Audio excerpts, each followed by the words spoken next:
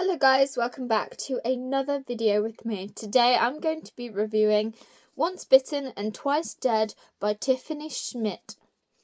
So this is, first of all, a Monster High book, as you can tell by the fact that it says Monster High on the top.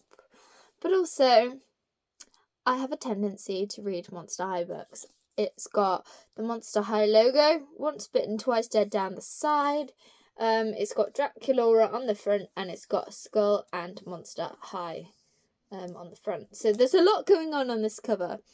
And I just thought that I'd bring onto stage my original Generation 1 Draculaura, but her hair's there's a little tufty bit there that I can't fix.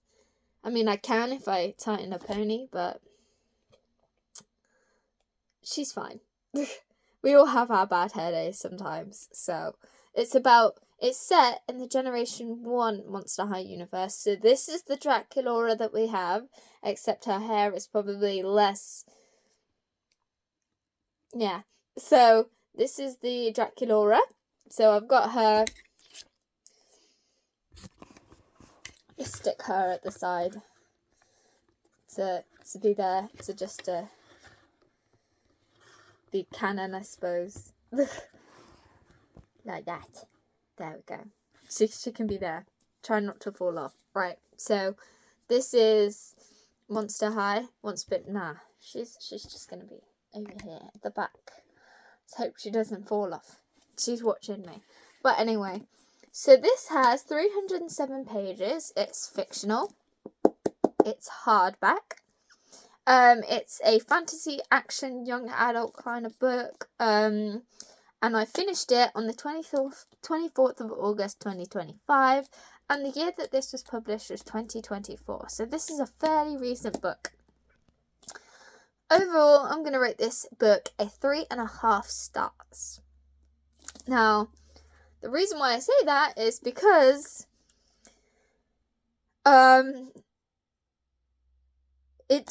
the storyline was an enjoyable storyline. Okay, it was a Monster High book.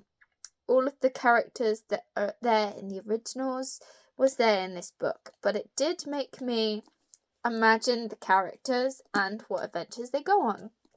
However, I thought that the character of the villain could have been a lot better, as the situation that he handled wasn't the best, and character of Van Helscream was mentioned in the film Ghoul's Rule, and so I think a lot of that lore from Ghoul's Rule I don't think was really considered in this book at all.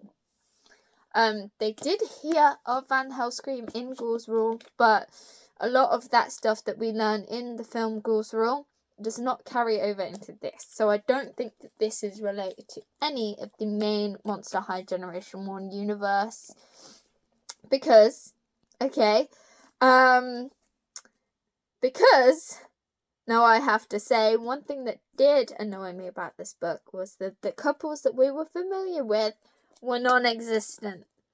So how Draculaura and Claude are together in the movies, Laguna and Gil, Cleo and Deuce, Claudine is always single. That is how we know her. A lot of that is all changed. Gil and Laguna are split up. Cleo and Deuce are split up. Draculaura and Claude have split up. So our three main Monster High couples are non-existent.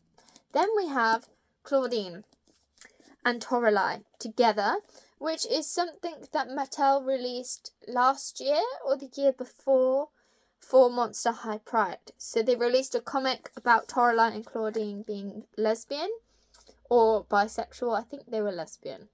And so we have them as a couple, which is interesting to see because we don't see that in the main Generation 1 universe.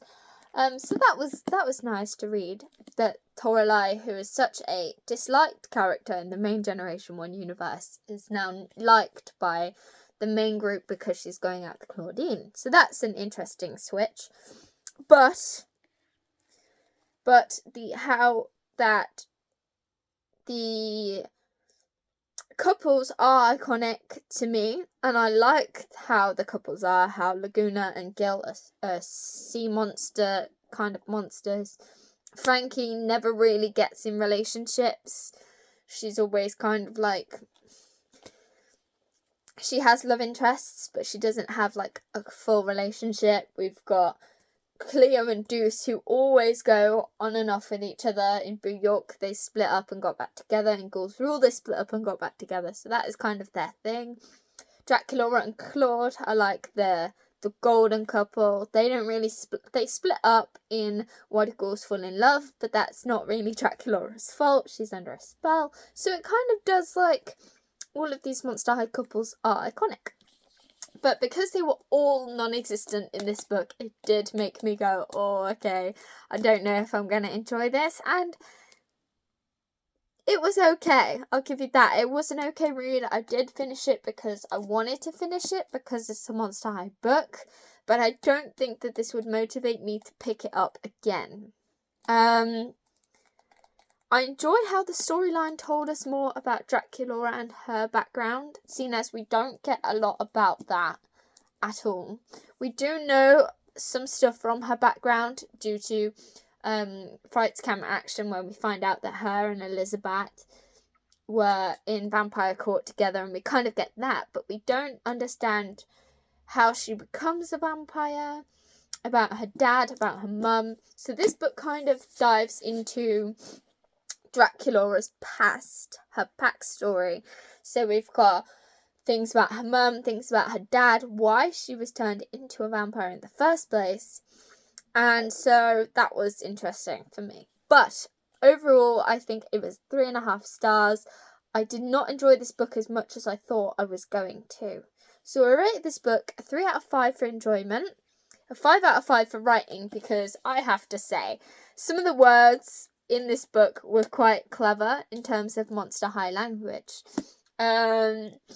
We have characters like Cleo using "Oh my Ra" and all of these iconic things that they say in the films and in the comic books. But in the book, it does feature a lot of Monster High words or Monster High terminology, such as of corpse and scarapist. So we have like all of that I thought was quite clever, because they're having a play on words and they've got their own technically monster language. So that was quite fun. 3 out of 5 for characters, because the couples weren't the same. We had Draculaura with a new love interest for this book, and I do think that if this was actually Draculaura, it wouldn't be so. Draculaura's love interest, I think, was a little weak. But also at the same time, he was pretty brave. So the plot was a 3 out of 5. Readability was 5 out of 5, because it was an easy read. It was easy to understand. And then a 4 for setting. But overall, it got a 3 on average, so I put a 3.5. But we should really read the blurb. But I'm going to show you more of this book. So we've got it's a hardback, so we've got a sleeve, but the sleeve isn't anything exciting, it's just silver font, whereas, as I keep mentioning in every one of my videos, it is not as good as the powerful hardcover, where it's got stuff on the actual hardcover book itself. If you've seen the powerful hardcover, you'll know what I mean. So let's read the blurb. We've got a little kind of blurb on the inside, as well as on the back. So they're both different. And then we have a bit about the author there, but it's a bit different, so I'll read the back blurb, because we don't need the inside one. So it says, as she trudged through the woodsy path towards Monster High, Draculaura slid Poe's number into her pocket. Her fingers grazed the leather cover of her mother's diary. It had been in there throughout, whatever the whole thing with Poe had been. The idea that her mum was with her during a freaktastically, awkwardly adorable encounter with a boy helped. The choices she'd made today, Draculaura wasn't sure her mother would approve of her skipping school and dabbling in the human world, but she didn't regret it either. It was later then that she'd realised, when she'd reached the boundary between the worlds, there was nothing physical to signify it, but humans crossing this point would feel vaguely anxious and uncomfortable until they crossed back into their own portion of the woods. They were safe, and humans were obvious to their existence, but as her dad had often told her, it was because humans were oblivious that they were safe. Draculaura reached campus right around the time the final bell rang, which felt perfect, since she could slip back into the crowds as everyone was released from class. No one would ever have to know that she had spent the afternoon in the human world with a normie. But it wasn't the sound of the final bell that split the air. Even before she could see the Monster High gates, Draculaura could hear the scream. That wasn't actually a blurb. I think that was a piece of text from the actual book. So, we're going to go again. We're going to read the blurb, which is on the inside of the hardcover. I thought it was the same, but it's not. So, will Draculaura's loyalty to Monster High secure the fates of all the ghouls, or will she succumb to the dangerous passion that makes her feel more alive than she ever has? So I think that the main preface of this book, of how vampires were turned and all of this, just didn't really make a lot of sense, because if that was the case, then all of the vampires in Monster High would do what Draculaura wanted to do in this book, and they would all become human. That part I don't see as being logical in the Monster High world, but hey, it was a good Monster High story anyway.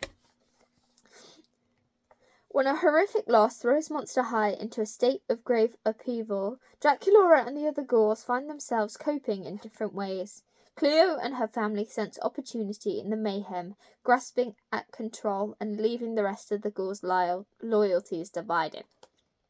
For her part, the chaos at school is making Draculaura sick. She feels more exhausted by the day and finds escape only by slipping away to the cemetery to pore over her mum's old journals. It's there that she meets Poe, a handsome human harbouring darkness of his own. Soon Draculaura finds herself caught in an impossible web of lies.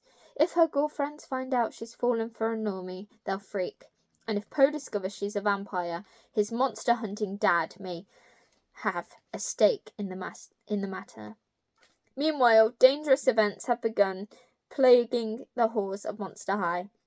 When the magical protections around the school borders falter and a group of normies stumble onto the campus, Draculaura and the other ghouls know something needs to be done before Monster High becomes Monster Die.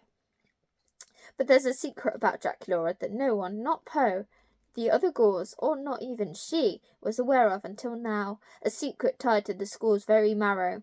When Draculaura and Ghoulia uncover ancient texts that reveal the full implications of her identity, Draculaura is forced to make an impossible choice that will alter her future forever. Okay, so that was the blurb, a bit of text, and the whole, essentially, idea of this Monster High book. But I think that Draculaura would not fall for a normie, I suppose, and the way that Poe's dad, I thought that there would be a major plot twist based on Poe's dad, but there wasn't. So it was a little disappointing to me, because what I thought was going to happen didn't happen, but the way it happened wasn't the best. So I was a little disappointed, but overall, that is my Once Bitten, Twice Dead review. I hope you enjoyed it, and this is O for my reading challenge. I am slowly getting round to completing it. I haven't got many books left.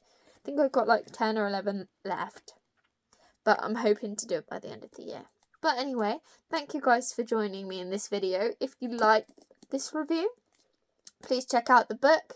If you like Monster High, please also shout out to my girl Draculaura, who is, by the way, such a queen. And I'll see you in the next one. Bye, guys.